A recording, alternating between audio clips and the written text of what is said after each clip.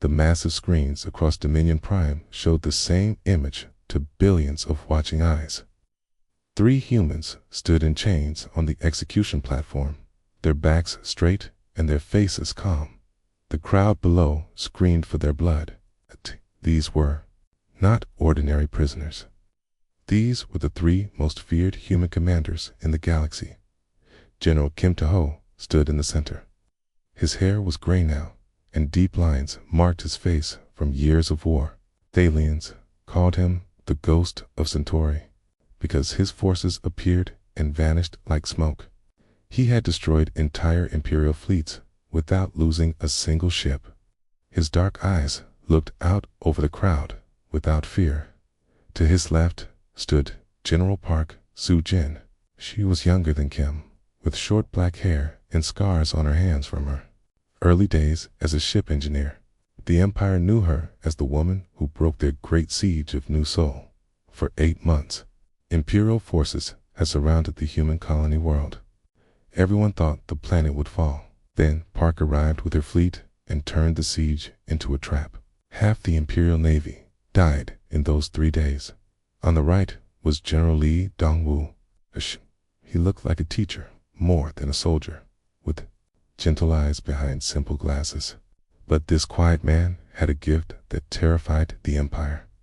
He could turn enemies against each other with nothing but words and careful planning. Entire alien fleets had switched sides after talking to Lee. He made friends of enemies and enemies of friends. Emperor Vexstar himself had come to watch them die. The tall alien ruler stood on his golden platform high above the execution stage. His 6 arms were spread wide in triumph. His voice boomed across the capital world through speakers that reached every corner of the planet. Citizens of the Empire, Vexstar began.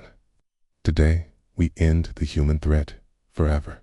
These 3 criminals have caused the deaths of millions of our people. They have destroyed our ships and turned our allies against us. But now they face imperial justice. The crowd roared its approval. Beings from 100 different worlds had come to see the humans die. Some had traveled for months just to witness this moment. The Empire had fought humans for 7 long years. Billions had died on both sides. Now the war would finally end. The execution chamber hummed to life. 3 energy disruptors rose from the floor, their crystal cores glowing with deadly power. These weapons could turn a living being into dust in seconds. The Empire used them only for the worst criminals and enemies of the state. Kim Tae-ho spoke first. His voice was quiet, but somehow carried to every corner of the vast plaza. Of the stars, remember all debts, he said, simply.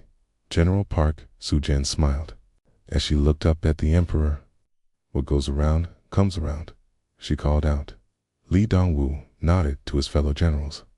Then he looked straight at the nearest camera. The truth will find its way home, he said. Emperor Vexstar laughed. Brave words from dead humans. Fire. The disruptors activated. Blue energy filled the air. When the light faded, the 3 generals were gone. Nothing remained but empty chains and scorched metal. The crowd celebrated. Fireworks exploded in the sky. Music played from every speaker. The Empire had won. The human threat was over. Their greatest military minds were dead, and their forces were scattered and broken. But in a hidden bunker deep beneath the surface of New Terra, 3 people watched the execution with very different feelings. Admiral Cho Min-ho sat in his command chair, his face carved from stone. He had served with all 3 generals for 20 years. They had been his teachers, his friends, and his brothers in war. It is done, said Colonel Yang Ji-won from her position at the tactical display. She was one of the few humans who could match the dead generals for tactical skill. Her voice was steady, but her hands shook slightly as she worked at her console. Commander. B.K. Ri stood by the communications array. She had been Lee Dong-woo's student before the war began. She understood his methods better than anyone else alive. The codes are confirmed, she reported. All cells received the activation signals. Admiral Cho nodded slowly. The 3 men and women in this room knew something the Empire did not. The execution they had just watched was not the end of human resistance. It was the beginning of something much larger and more dangerous. For 3 years, the best human minds had worked on a plan so complex and so bold that it seemed impossible. They had prepared for this exact moment. The capture and execution of Paz, the 3 generals, was not a failure. It was the most important part of the plan. Status report. Cho ordered. Yang checked her displays. All outer colonies are evacuating as scheduled. Our forces are pulling back to the prepared positions. Empire thinks we are retreating in panic. Beak monitored the communication channels. The sleeper agents are in position. They have been working inside the Empire for years, waiting for this moment. Dr. Song Heen confirmed receipt on Dominion Prime itself. Engineer Nam Junki is ready on the core communication hub at Nexus Station. Admiral Cho stood and walked to the main display. It showed a map of known space. Red markers showed Imperial territory. Blue markers showed human space.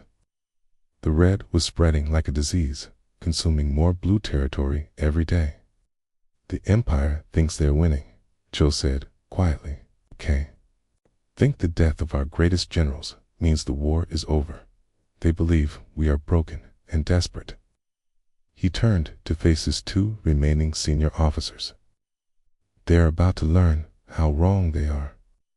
Kim, Park, and Lee knew they would not live to see the end of this war, but their sacrifice will make victory possible.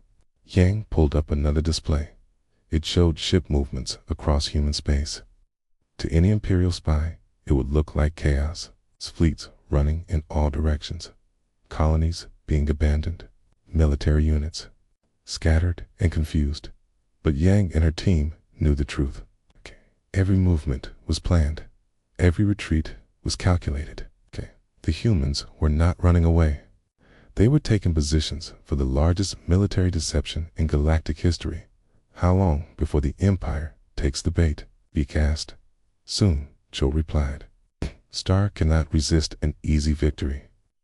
He will push his forces deep into our territory to claim his prize, and when he does, the trap will close around him. The 3 humans continued their work in silence. Above them, Imperial propaganda filled the airwaves. The Emperor gave speeches about final victory. Military analysts explained how human resistance would collapse within months. None of them understood what was really happening. The death of 3 human generals was not the end of the war. It was a signal that the real battle was about to begin. 3 weeks after the execution, the human colony of Farhaven burned. Kirill soldiers marched through empty streets while their ships hung in the sky like metal vultures. The colonists had fled in panic, leaving behind everything they could not carry. Houses stood empty. Shops were abandoned. The spaceport was silent. General Caxonar of the Imperial Third Fleet walked through the colony's main square. His 4 eyes scanned the destruction with satisfaction. This was what happened when inferior species challenged the Empire. The humans were learning their lesson the hard way. Sir, called his aide, we have found the colony's data center. Most of the files were wiped, but our experts recovered some fragments. Caxonar examined the recovered data on his portable display. Lists of colonists who had fled, emergency evacuation orders, messages between panicked officials. Everything pointed to the same conclusion. The humans were running scared. Excellent, the general said. Send word to High Command. Farhaven is ours. The humans abandoned it without a fight. What Caxonar did not know was that Dr. Songhai had been watching his every move. She stood in the crowd of Imperial scientists who had come to study the abandoned human technology. Her false identity papers marked her as a xenobiologist from the core world of Axiom Prime. She had worked for the Empire for 5 years, earning trust and respect. But Song was not who she appeared to be.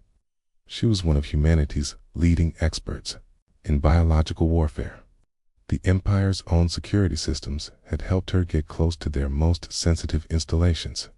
Now, she activated a tiny device hidden in her medical scanner. It would record everything she saw and heard. "It's fascinating," she said to her Imperial colleague, Dr. Zemtak. "Okay, the humans left behind some interesting biological samples. May I analyze them in the main laboratory?" Dr. Zemtak nodded absently.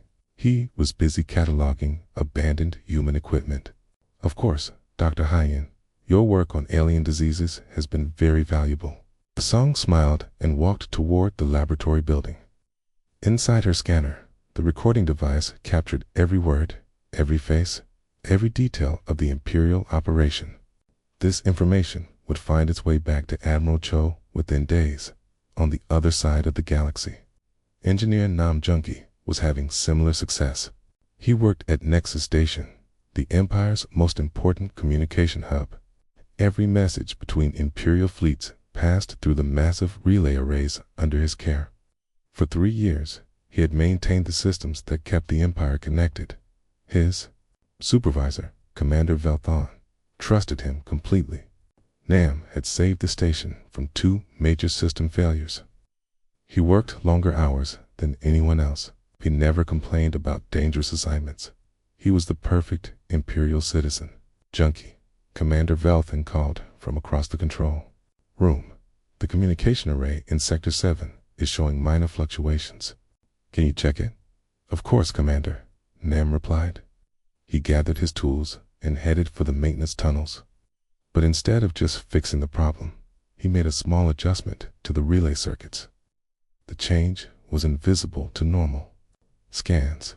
It would allow human forces to intercept Imperial communications without being detected.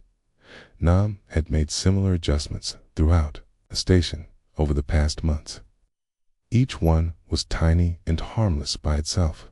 Together, it would give the human fleet a complete picture of Imperial ship movements and battle plans. On the human colony world of New Busan, the situation looked desperate. Thousands of refugees crowded into the spaceport, trying to find passage to safer worlds. Imperial forces were only days away. The colony's defenses had been stripped bare. Most of the military had already retreated deeper into human space, but Commander Beak Harry was not worried.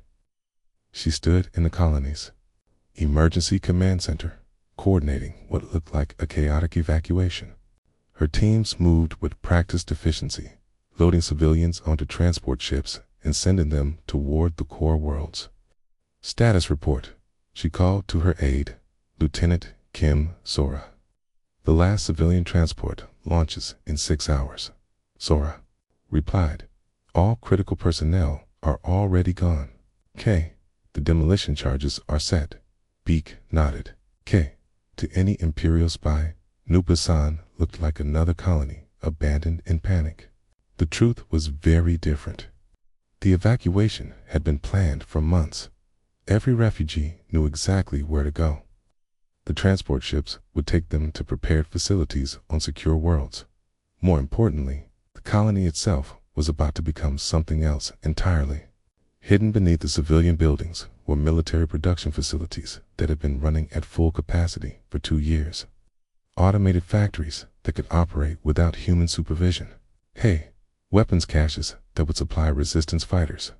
For decades, the Imperial forces would find an empty colony when they arrived.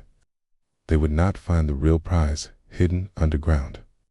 A signal from Admiral Cho reported Communications Officer Park Minjin. "Phase 2 is approved. Begin the next evacuation." Kay smiled grimly. The next evacuation was not a retreat. It was the deployment of human special forces into Imperial territory. Teams of soldiers, disguised as refugees, would scatter across the Empire's core worlds. They would take jobs in maintenance, transportation, and food services. They would become invisible parts of the Imperial machine on Dominion Prime. The Empire's capital world, Emperor Vexstar, reviewed the latest intelligence reports with satisfaction. Human forces were retreating on all fronts. Colony after colony fell to Imperial forces with minimal resistance. The alien ruler's 6 arms gestured dramatically as he addressed his war council. The human threat is ending, he declared. Their greatest generals are dead. Their colonies are abandoned. Their fleets run like scared animals. In 6 months, we will control all of human space. His generals agreed enthusiastically. General Caxner reported the easy capture of Farhaven. Admiral Bogoth described the retreat of human naval forces from the Outer Rim. Intelligence. Chief Dormaxon presented evidence of collapsing human morale and increasing refugee movements. None of them suspected that every piece of information they received was exactly what the humans wanted them to believe in the depths of space. Admiral Cho Min-ho watched the Imperial advance from his hidden command ship. His fleet remained invisible, using technology the Empire did not know existed. Around him, his officers tracked the movement of every Imperial ship and soldier. "They're taking the bait perfectly," reported Colonel Yang Ji-1. "Imperial forces are spreading across our former territory. Their supply lines are getting longer every day." "And our people?" Cho asked. Yang checked her displays. Dr. Song reports successful infiltration of 3 more Imperial research facilities. Nam Junki has compromised the communication networks in 4 sectors. Commander Beek's Special Forces teams are in position on 12 core worlds. CO nodded slowly. The plan was working. The Empire thought it was winning a quick and easy war. In reality, it was walking into the most elaborate trap in military history. "The generals did not die in vain," he said quietly. "Their sacrifice is giving us the victory we need. Soon, the Empire will learn what happens when you underestimate humanity." 6 months after the execution, strange things began happening across the Empire. Small things at first. Things that seemed like accidents or simple mistakes. On the industrial world of Forge Prime, the main food processing plant shut down for 3 hours. The official report blamed a computer glitch. Workers went home early. The delay meant that military rations arrived late to 6 different battle fleets at Nexus Station. Engineer Nam Junki filed a routine maintenance report. A minor adjustment to the communication array had caused a 2-minute delay in messages between the 3rd and 7th fleets. Nothing serious. The problem was fixed quickly on Dominion Prime itself. Dr. Song Hai-in worked late in her laboratory. She was studying samples from the abandoned human colonies. Her research focused on human biology and how different species reacted to human diseases. Her Imperial supervisors praised her dedication to science. What they did not know was that Song was not studying human diseases. She was creating them. Commander Velthan arrived at Nexus Station for his monthly inspection. He trusted Nam Junki completely, but regulations required regular checks of all critical systems. The 2 aliens walked through the maintenance tunnels together, examining relay stations and power conduits. "Everything looks excellent," Velthan said. "Your work continues to impress High Command. I have recommended you for promotion." Nam bowed respectfully. "Thank you, Commander. Live to serve the Empire." Behind his polite smile, Nam's mind was calculating. The promotion would give him access to even more sensitive systems. He had already planted his modifications throughout the station. Each change was tiny and invisible. Together, they would soon give human forces complete control over Imperial communications. "There is one small issue," Nam said carefully. "The power grid in Section C has been showing minor fluctuations. Nothing dangerous, but I should investigate." Velthan nodded. "Handle it as you see fit. Your expertise in these matters exceeds my own." Nam spent the next 3 hours in Section C. He filed a report about corroded connections and outdated circuits. He replaced several components and updated the software in 3 control nodes. The official record showed routine maintenance work. The reality was different. Nam had just installed the final pieces of a system that could shut down the entire station's communication array in seconds. When the time came, the Empire's most important messages would simply disappear into the void. On the agricultural world of Green Valley, strange reports began reaching Imperial administrators. Several food shipments had arrived, spoiled at military bases across the sector. The cargo appeared fresh when it left the planet, but something happened during transport. The local Imperial governor, administrator, Quinder, called an emergency meeting. Food safety was critical for military operations. Sick soldiers could not fight effectively. What is causing this problem? He demanded from his agricultural supervisor. We are not certain, Administrator, the supervisor replied nervously. Right. Food appears normal when loaded onto transport ships. The contamination happened somewhere during the journey.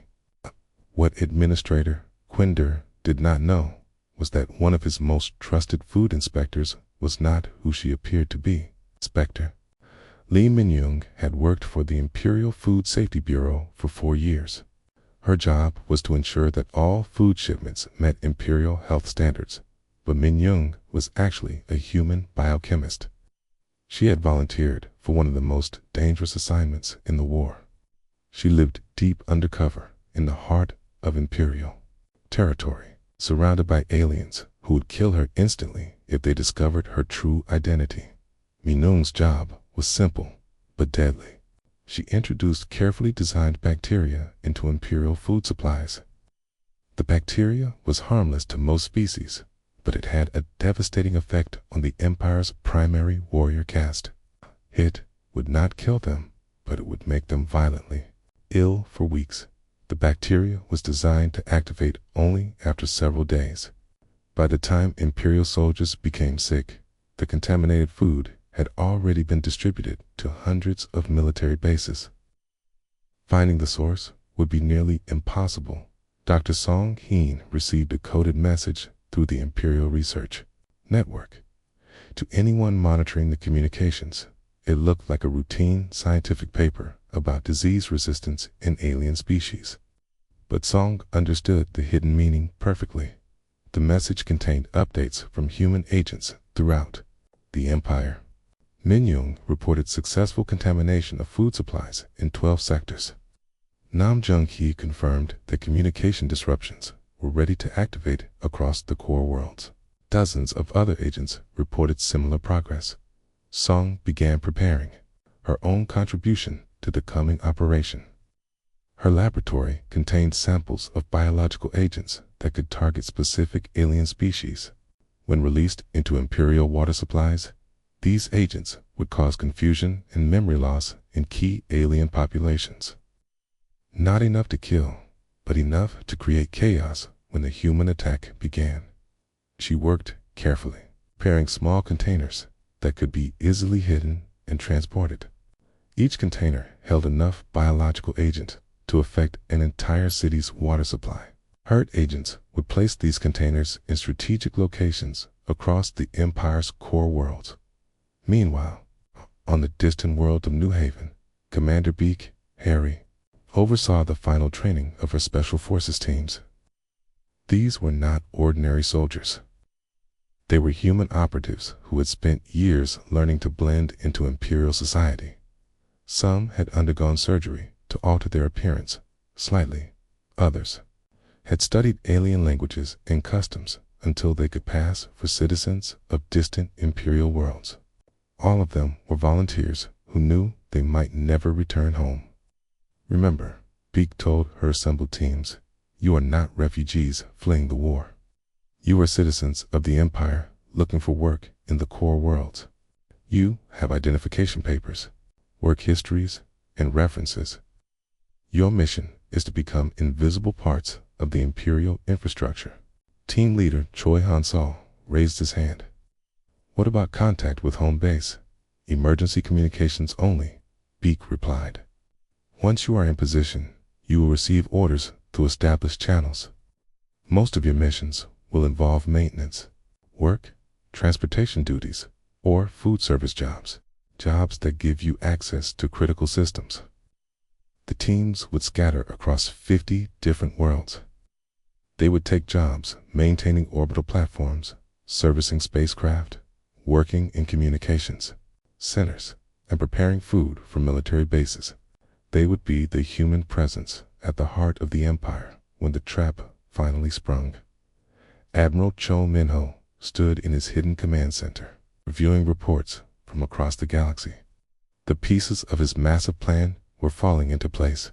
Imperial forces continued their advance into former human territory, completely unaware that they were walking into a carefully prepared trap. Status report, he ordered. Colonel Yang Ji-1 consulted her displays. All sleeper teams are in position. Communication disruption systems are ready. Biological agents are distributed. Our naval forces remain hidden and undetected. Imperial response? Cho asked. They still believe they are winning easily, Yang reported. Their forces are spread thin across hundreds of star systems. Their supply lines are stretched to the breaking point. They have no idea what is waiting for them. Cho nodded grimly. The Empire had made a fatal mistake. They had assumed that killing 3 human generals would end the war quickly. Instead, those deaths had triggered the most complex military operation in galactic history. Soon, the Empire would learn that underestimating humanity came with a terrible price. 1 year after the execution, Emperor Vegstar stood before a massive star map in his war room. Red markers showed Imperial territory stretching across 2/3 of former human space. Victory seemed complete, but the human threat appeared to be ending excellent progress. The Emperor said to his assembled generals, "How much longer until we control all human worlds?" General Caxoner consulted his reports.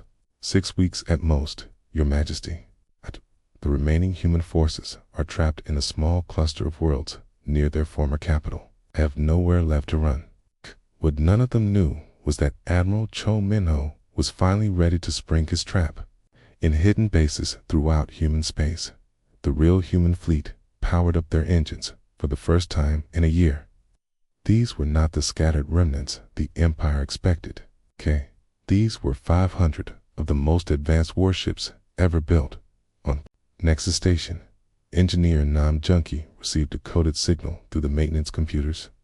The message was simple: execute order, Phoenix. Nam smiled as he walked to his control station. He had been waiting for this moment for 3 years. His fingers moved across the control panel with practiced ease. To anyone watching, he appeared to be running routine diagnostic checks. In reality, he was activating the greatest act of sabotage in galactic history. Across the Empire, communication systems began failing in a carefully coordinated sequence. The failures looked random at first. A relay station here, a message hub there. Imperial technicians scrambled to identify the problems, but every fix seemed to create 2 new failures within 6 hours. The Empire's communication network was in complete chaos. Orders from High Command never reached their destinations. Fleet commanders lost contact with their ships. Planetary governors could not coordinate with their military forces at the same time. Dr. Song Hien activated her biological weapons from her laboratory on Dominion Prime. The agents she had placed in water treatment facilities across 12 core worlds began releasing their deadly cargo. The biological compounds were designed to affect only the Empire's warrior castes, but their impact was immediate and devastating. On military bases throughout the core worlds, Imperial soldiers began collapsing. The symptoms started as simple nausea and dizziness, but quickly progressed to complete incapacitation. Entire regiments became too sick to fight within hours. General Kodash of the Imperial Home Guard tried to contact the medical facilities for answers, but his communications were dead. He sent runners to nearby bases, only to learn that they were facing the same crisis. Thousands of his best soldiers lay helpless in medical bays. Meanwhile, the contaminated food supplies that Inspector Lee Min-young had been poisoning for months finally activated their secondary effects. The bacteria she had introduced was programmed to remain dormant for exactly 1 year, then multiply rapidly in the digestive systems of its victims. The Empire's supply ships became floating hospitals as their crews fell ill. Food shipments stopped moving between star systems. Military bases began running short of supplies as their logistics network collapsed. But the most devastating blow came from an unexpected source. Commander Beak Harry's Special Forces teams, disguised as Imperial workers for months, finally revealed their true purpose across 50 core worlds. These human operatives began their real mission on the orbital platform above Dominion Prime. Maintenance worker Troy Hansel finished his shift as usual. But instead of going home, he made his way to the platform's main power distribution center. His Imperial identity papers got him past every security checkpoint. His years of careful service had earned him the trust of every supervisor. Hansel connected a small device to the power grid's central control node. The device immediately began spreading a computer virus throughout the platform's systems. Within minutes, the orbital elevator that connected the platform to the planet's surface shut down completely. Similar attacks happened simultaneously across the Empire. Orbital platforms lost power. Space elevators stopped working. Communication relays went offline. Transportation hubs became useless. The Empire's ability to move people and supplies between worlds disappeared in a single coordinated strike. Admiral Cho Min-ho finally emerged from hiding with the true human fleet. But instead of attacking Imperial military bases, he targeted something much more important: the supply convoys that kept the scattered Imperial forces alive.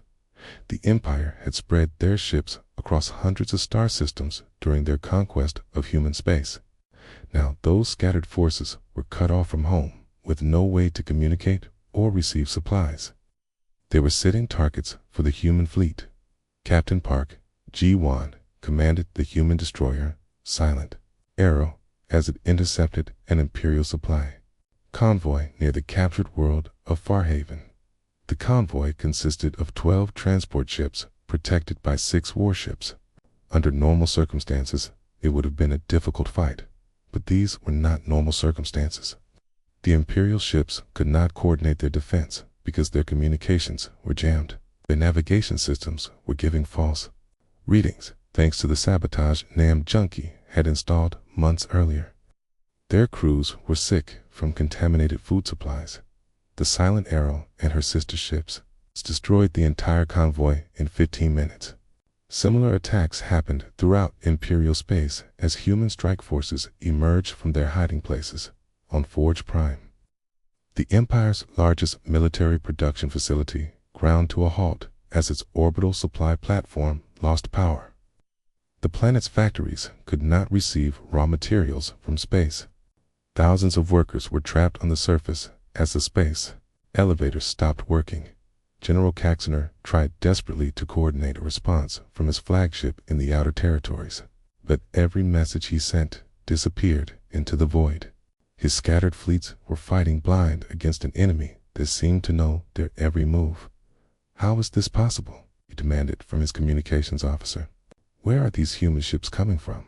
Our intelligence said their fleet was destroyed. The communications officer could only shake his head helplessly. Sir, I cannot raise any of our bases for confirmation.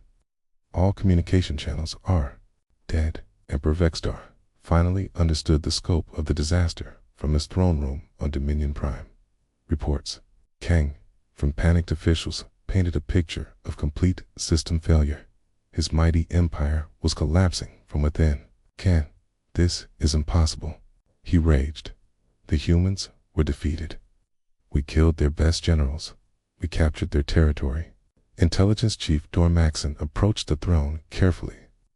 Your Majesty, it appears we have been deceived. The human retreat was not real. Everything we observed was part of an elaborate deception. Vexstar's 6 arms trembled with fury. What are you saying? The execution of their 3 generals was not our victory, Dormaxon explained quietly. This was the signal for them to begin this operation. We have been played for fools. Admiral Cho Minho broadcast a message across the galaxy using the Empire's own communication networks. His image appeared on screens throughout Imperial space, including the main display in Emperor Vexstar's throne room. People of the Empire, Cho began calmly. You have just witnessed the power of human planning and patience. Your leaders told you that killing our generals would end this war. They were wrong. The Admiral gestured to a display showing the current tactical situation. Imperial forces were scattered and cut off. Their supply lines were severed. Their communications were compromised. Your empire stretches across 1,000 worlds, but it depends on the systems we have just destroyed. Without orbital platforms, you cannot move supplies between planets. Without communication networks, you cannot coordinate your forces. Without healthy soldiers, you cannot fight. Vexstar watched in horror as the human admiral continued his broadcast. We offer you one chance for peace, Cho said. Withdraw all Imperial forces from human space immediately. Provide full reparations for the worlds you have damaged. In return, we will restore your communications and halt our biological weapons. The Emperor's rage boiled over. Never. The Empire does not negotiate with inferior species. But even as he spoke, more reports arrived. Imperial fleets throughout the galaxy were under attack. Supply bases were falling. Core worlds were reporting system failures and mass illness among their military forces. The trap had finally sprung, and the Empire was caught helplessly within it. 3 days after Admiral Cho's broadcast, the Empire was dying. Imperial fleets drifted helplessly in space without supplies or communication. Core worlds descended into chaos as their orbital platforms remained dark and lifeless. Military bases across 1,000 systems reported the same devastating news. Their soldiers were too sick to fight. Emperor Vexstar paced through his throne room like a caged animal. 6 arms gestured wildly as he screamed orders that no one could carry out. The Golden Palace that had once been the center of galactic power now felt like a prison. Status report, he demanded from General Caxanor, who had somehow managed to return to Dominion Prime. Caxanor's proud military bearing was gone. His uniform was wrinkled and stained. Dark circles under his 4 eyes spoke of sleepless nights trying to salvage the disaster. Your Majesty, he began carefully, we have lost contact with 70% of our forces. The fleets we can still reach report that they are running out of food and medical supplies. Many ship captains are requesting permission to surrender. Rage exploded. Surrender. The Empire does not surrender to inferior beings. Order them to fight to the death. Sire Caxanor said quietly, even if they wanted to fight, most of our soldiers cannot leave their sickbeds. The human biological weapons have affected every warrior caste in the Empire. Our medical facilities are overwhelmed. Intelligence. Chief Dormaxon entered the throne room with yet another grim report. Your Majesty, we have discovered the full extent of human infiltration. They have agents in every major Imperial facility. Our food supplies, our communication networks, our transportation systems, all of them have been compromised for years. The Emperor sank into his throne. For the first time in his long reign, he felt truly helpless. How did we not see this? How did our intelligence services fail so completely? Dormaxon looked down at his reports. Sire, the humans played a game we did not understand. We thought war was about ships and soldiers. They understood that modern warfare is about information and infrastructure. While we conquered their empty worlds, they conquered our vital systems. On Nexus Station, Engineer Nam Junki sat in the main control room with a satisfied smile. Imperial technicians worked frantically around him, trying to restore communication links that he had designed to fail. Every fix they attempted simply triggered new problems deeper in the system. Commander Velton approached him desperately. "Junkie, you are our best engineer. Surely you can find a solution to these system failures."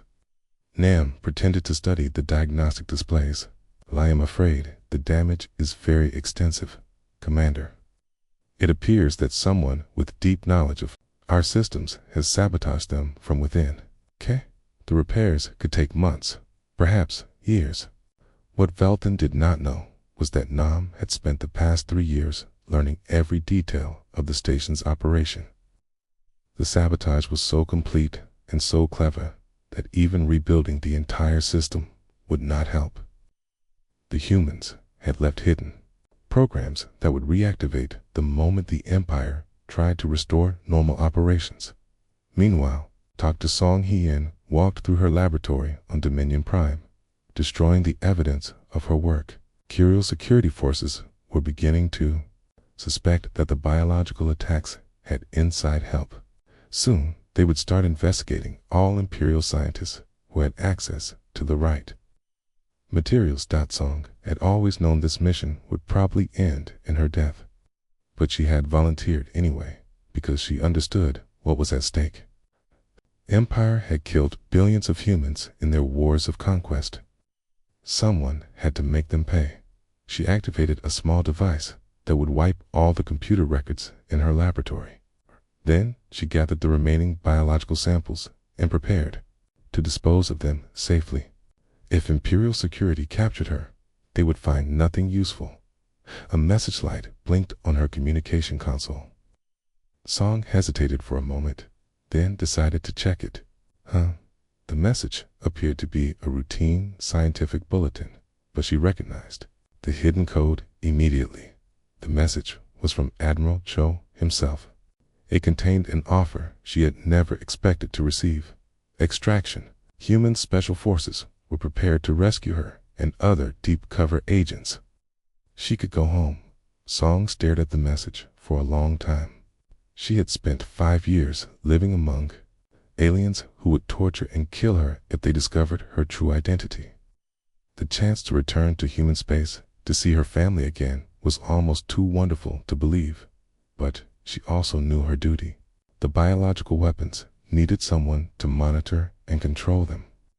If she left now, the Empire might find a way to develop countermeasures. Her continued presence was insurance that the weapons would remain effective. Song deleted the message and continued her work. Some sacrifices were too important to abandon. Admiral Cho Minho stood on the bridge of his flagship, watching the tactical display that showed the complete collapse of Imperial resistance. Human fleets moved freely through space that had been enemy territory just days before. Imperial ships surrendered without firing a shot. Entire star systems declared their independence from the failing Empire. "Admiral," reported Colonel Yang Ji-wan, "we are receiving surrender requests from 12 more Imperial fleets. They are requesting safe passage to Imperial core worlds in exchange for laying down their weapons." Cho nodded. "Grant their requests. We are not conquerors.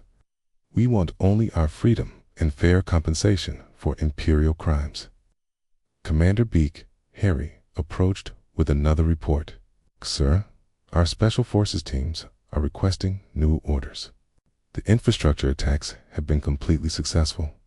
Should they begin the next phase?" "No," Cho said firmly. "The Empire is defeated. There is no need for further destruction. Signal all teams to stand down and await extraction orders." Beak looked surprised. "Sir, we could press our advantage. We could capture the Imperial core worlds and end their threat forever." Cho turned to face her. "Commander, we are not the Empire. We do not conquer innocent worlds or enslave alien populations. My goal was always to secure human freedom, not to replace one tyranny with another. On Dominion Prime, Emperor Vextar finally accepted the reality of his situation. His empire was finished. His fleets were scattered and helpless. His core worlds were in chaos. His military was too sick to fight. A communication request arrived from Admiral Cho Minho. Dexter stared at the notice for several minutes before finally accepting the call.